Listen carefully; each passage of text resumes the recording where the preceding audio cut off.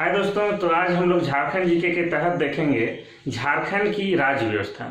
झारखंड की राज्य व्यवस्था में हम लोग ये देखेंगे कि झारखंड का विधानमंडल एक सदनात्मक है या द्विसदनात्मक है, झारखंड के विधानसभा में कितनी सीटें हैं और ये सीटें किनके लिए कितनी आरक्षित है, ये सारी बातें हम लोग विस्तार पूर्वक देखेंगे। इसके अलावा ये भी देखेंगे कि बिहार विधानसभा से ये कब पारित हुआ, इसको राष्ट्रपति की स्वीकृति कब मिली, या संसद में पारित कब हुआ, ये सारी बातें हम लोग आज विस्तार पूर्वक देखेंगे। तो आइए देखते हैं हम लोग झारखंड की राज्य व्यवस्था। तो जैसा आपको पता है कि झारखंड पहले बिहार का ही हिस्सा था और बिहार से ये 15 नवंबर 2000 ईस्वी को अलग होता है। 15 नवंबर 2000 ईस्वी को अलग होता है और ये बिहार के 46% काट के अलग किया गया है।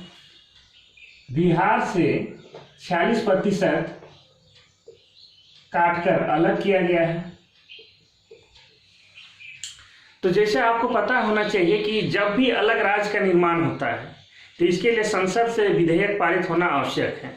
तो ये हम लोग आज देखेंगे कि बिहार विधानसभा से विधेयक कब पारित हुआ, उसके बाद संसद में कब पारित हुआ, फिर राष्ट्रपति इसमें कब सिग्नेचर किए, सारे बात देखते हैं। तो उससे पहले हम लोग जानेंगे कि ये संसद क्या है। संसद, भारत का जो संसद है, संसद ये 3 चीजों से मिलकर बना होता है: लोकसभा, राज्यसभा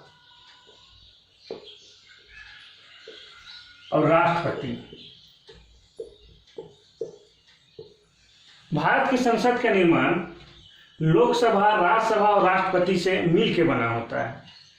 तो कभी कभी आपको पूछ देता है कि ये संसद, लोकसभा या राज्यसभा किस अनुच्छेद में दिया गया है या किस अनुच्छेद में इसके बारे में विस्तार से बताया गया है। तो इसको भी आज मैं याद करा दूंगा। बड़ा ही आसान तरीका है और ये मैं दावे के साथ कर सकता हूं कि आज मेरा ट्रिक के बाद आप संसद का किस अनुच्छेद में है ये कभी नहीं भूलिएगा। देखिए, ये हो गया आपको सरला, सरला से संसद हो जाएगा, संसद है 79 में, और राज्यसभा हो जाएगा, राज्यसभा है 80 में, और लोकसभा हो जाएगा ये 81 में है।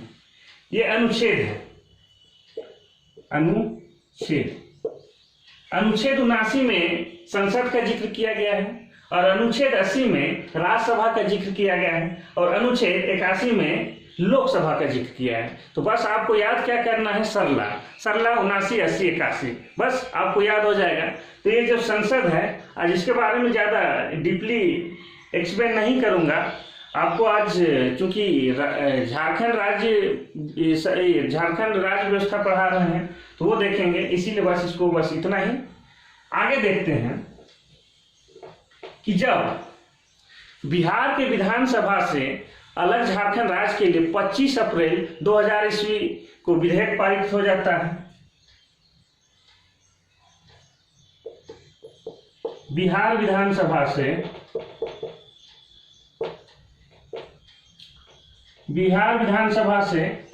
25 अप्रैल 2000 ईस्वी को विधेयक पारित हो जाता है झारखंड के अलग राज्य निर्माण के लिए। उसके बाद ये विधेयक जाता है संसद में। संसद में लोकसभा में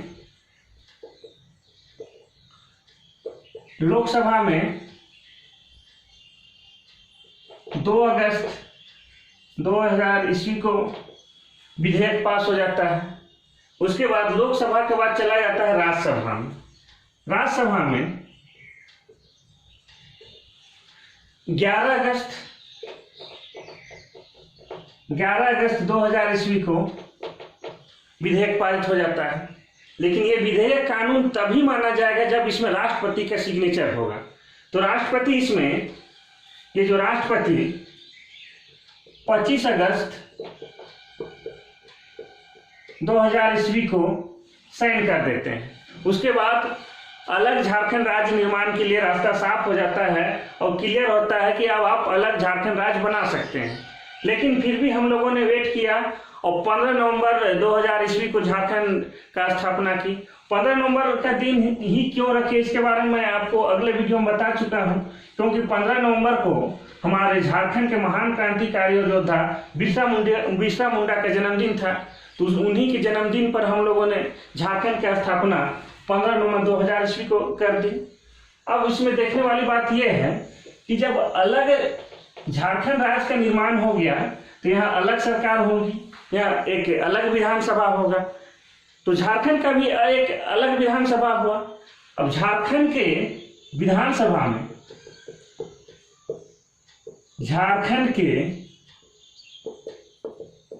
विधानसभा में कितने सीटें हैं?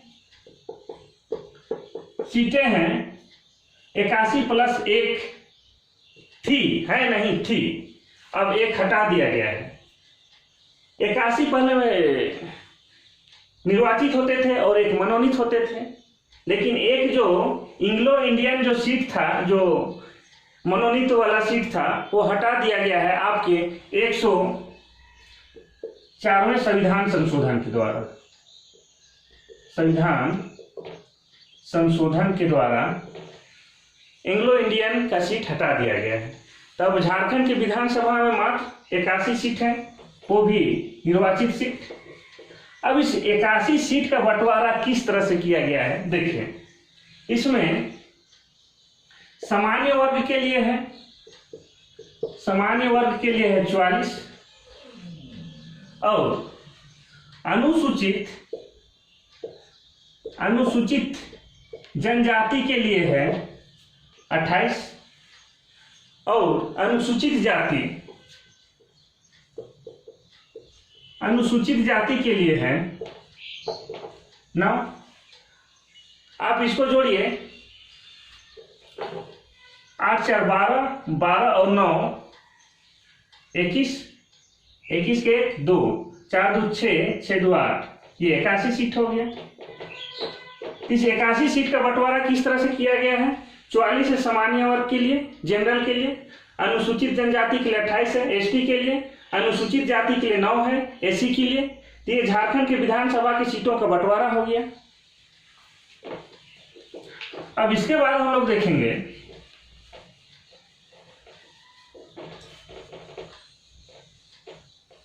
अभी जो थोड़ा देर पहले हम लोगों ने देखा लोकसभा, उस लोकसभा में झारखंड से 14 सीट जाता है, 14 लोग जाते हैं। तो लोकसभा सीट कितना है? 14 लोकसभा सीट झारखंड से कितना है? 14। अब इस 14 सीटों में भी बंटवारा है। 14 सीटों में किस तरह से बंटवारा है देखिए। इसमें है अनुसूचित जनजाति का सीट कितना है? 5। अनुसूचित जनजाति के लिए 5 सीट आरक्षित है और अनुसूचित यानी एसी के लिए 1 सीट आरक्षित है। तो टोटल हो गया 6, 14 में 6 हो गया, तो अब बाकी है 8। तो सामान्य वर्ग के लिए 8 सीटें हैं। तो हो गया आपका लोकसभा सीट, झारखंड का जो लोकसभा सीट है वो। इसके बाद देखेंगे हम लोग झारखंड से राज्यसभा सीट कितनी है। झारखंड से राज्यसभा सीट ये है 6।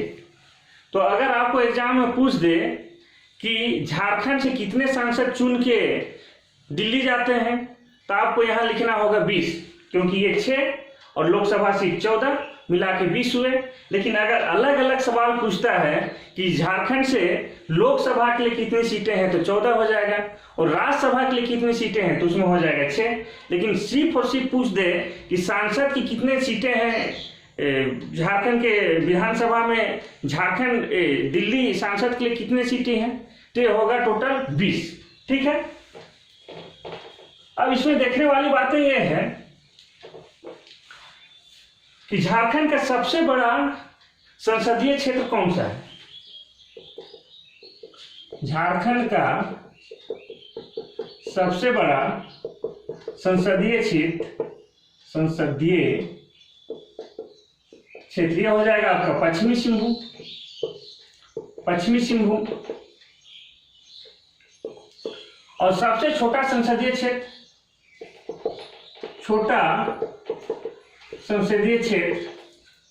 यह हो जाएगा आपका चतरा।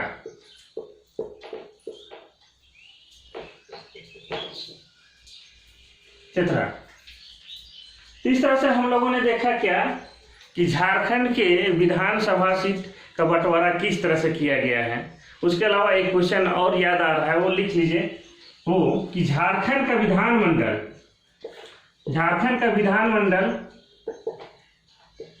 एक सदनात्मक है, यानी कि एक सदनीय है। झारखंड का विधानसभा में एक सदन है। बहुत सारे राज्यों में 6-7 राज्य ऐसे हैं जहां पर द्विसदनात्मक सरकार होती है, जैसे विधानसभा और विधान परिषद, लेकिन झारखंड में सिर्फ विधानसभा है, विधान परिषद नहीं है। तो यह हो गया झारखंड का विधानसभा एक सदनीय है। ठीक है,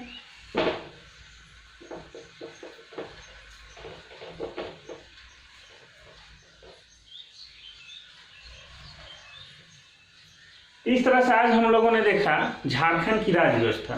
मुझे लगता है कि जितना एग्जाम की नज़र से जो जरूरी चीज़ था वो सारा मैंने लिख दिया हूँ। उसके बावजूद भी अगर कोई छूट जाता है तो मैं नेक्स्ट वीडियो में इसे बना दूंगा। तब तक के लिए थैंक यू, धन्यवाद।